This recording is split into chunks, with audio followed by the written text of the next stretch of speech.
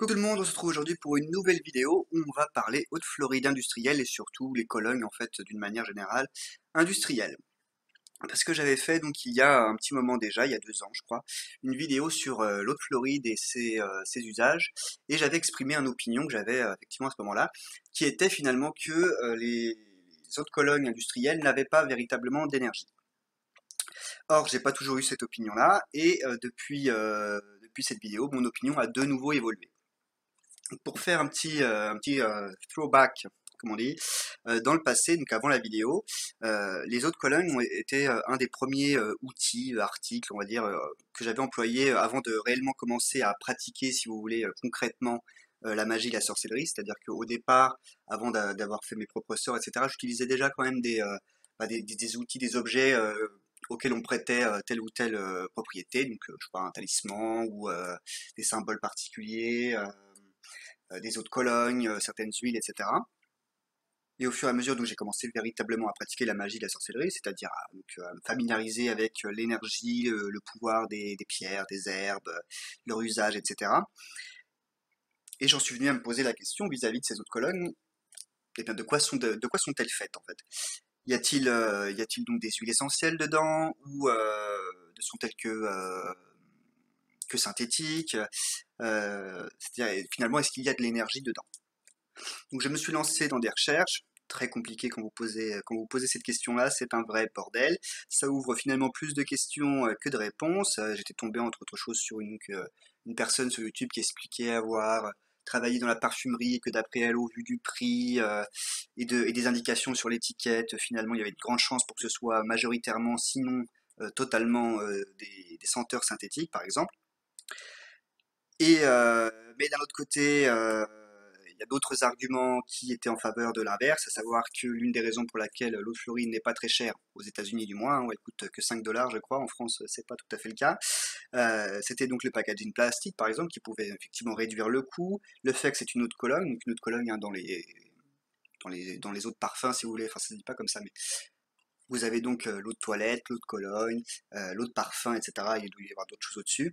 Donc plus on monte, plus c'est concentré. Donc le fait est que c'est une eau de Cologne, donc un de ceux qui sont les moins concentrés, forcément c'est aussi ce qui joue sur le prix. Et elle avait parlé entre autres de la mention du terme fragrances dans l'étiquette, enfin sur les ingrédients, et qu'elle dit qu'en général, quand les professionnels mettent ça, c'est qu'ils n'ont pas vraiment envie de dire ce que ça contient véritablement. Or, ça ne veut pas dire pour autant, ça aussi je l'ai appris plus tard, ça ne veut pas dire pour autant que c'est des produits de synthèse. D'autant plus qu'on sait aujourd'hui que même des parfums dans la parfumerie, dans des parfums prestigieux, ça s'utilise tout à fait, des parfums de synthèse, puisqu'ils permettent certaines choses, notamment la tenue d'une odeur, ça permet certaines choses que la nature ne permet pas. Donc même dans des parfums qui coûtent cher et qui sont très réputés, comme Chanel numéro 5 par exemple, ce parfum-là contient effectivement des parfums de synthèse, en supplément bien sûr des parfums naturels. Donc bref, voilà, confrontation d'opinions, il y avait des arguments dans tous les sens. J'avais fait vite fait quelques petites recherches sur le site officiel. Ça n'avait en rien éclairé. Et au final, donc, la question c'était, est-ce que si jamais donc, elles ne contiennent pas véritablement d'énergie, est-ce que l'effet qu'elles pouvaient produire était-elle plutôt aromathérapique? Je ne sais pas si c'est un terme qui existe, mais tant pis, je vais l'utiliser. Ou véritablement énergétique. Bon, du coup, un jour que je commandais, je vous raconte ma vie, hein. Un jour que je commandais sur une boutique américaine d'une Woodwalker, donc une praticienne du voodoo, j'ai vu qu'elle fabriquait également donc de l'eau de Floride fait maison, si vous voulez. Donc je me suis dit bon bah voilà, c'est une praticienne, on va voir ce que vaut son eau de Floride à elle, vs celle en bouteille vendue dans le commerce. Et à l'arrivée, bien entendu, que je l'ai vu tout de suite, je l'ai senti tout de suite, que son eau de Floride à elle était bien plus puissante, évidemment, que celle que l'eau de Floride industrielle. Mais ça répondait pas à la question. L'eau de Floride industrielle est-elle moins puissante ou n'a-t-elle absolument aucune énergie? J'ai jamais su répondre à cette question. Et voilà, c'était tellement le bazar, impossible d'avoir de véritables réponses. Et le constat quand même que bah, quand c'est fait maison, quand c'est fait avec des herbes, etc., c'est évidemment bien plus puissant. J'ai finalement donc très vite arrêté d'utiliser des eaux de Cologne dans ma pratique, des eaux de Cologne industrielles, hein. J'ai commencé à fabriquer ma propre eau de Floride aussi.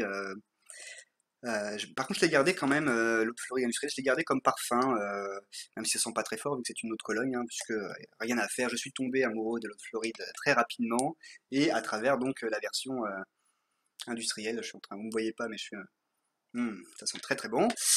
Donc j'ai gardé quand même, et puis j'avais pas acheté la bouteille de toute manière, hein. Donc voilà, j'ai gardé quand même l'usage de l'eau de Floride industrielle, mais plus comme parfum que pour véritablement ses vertus purifiantes d'apport en bonne énergie et d'énergie également positive mais vivifiante également. Pour ça, j'utilisais plutôt donc celle que je faisais moi-même en spray. Donc ça, c'est à peu près où on s'arrête au moment où je fais la vidéo. Maintenant, après, est revenue la question, enfin la question est revenue sur le tapis, lorsque, quand j'ai terminé ma bouteille d'eau de Floride, industrielle donc, j'ai pas pu m'empêcher au détour d'une commande sur un site de m'en reprendre une, puisque rien à faire, comme je l'ai dit tout à l'heure, je suis tombé amoureux de Floride par la version industrielle, donc j'avais envie d'avoir de nouveau une bouteille pour continuer voilà, pour le parfum, quoi, pour m'en parfumer. Et sur cette bouteille, l'étiquette avait changé, si on veut. Il y avait eu un petit ajout. En dessous, il y avait marqué The Original since 1808, c'est-à-dire recette originale depuis 1808.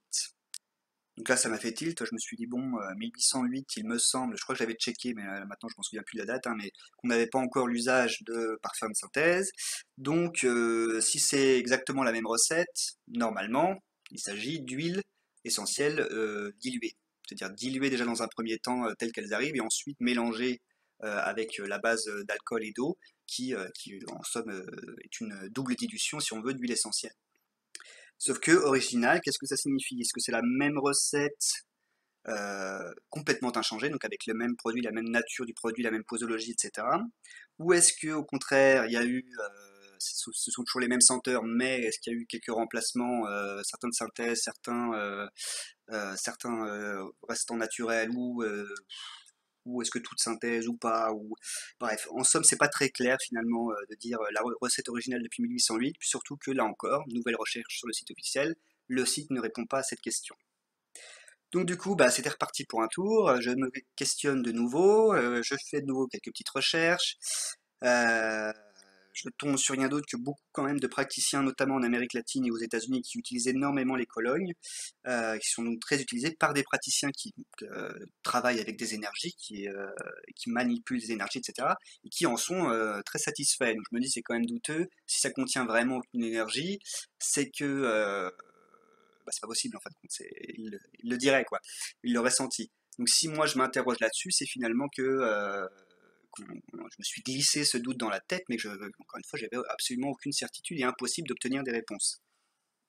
Et donc malheureusement, c'est là où on en vient un peu.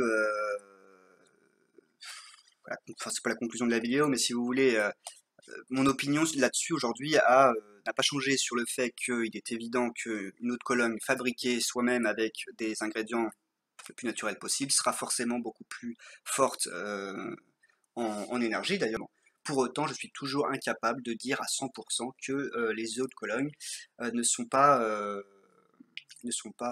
n'ont pas d'énergie.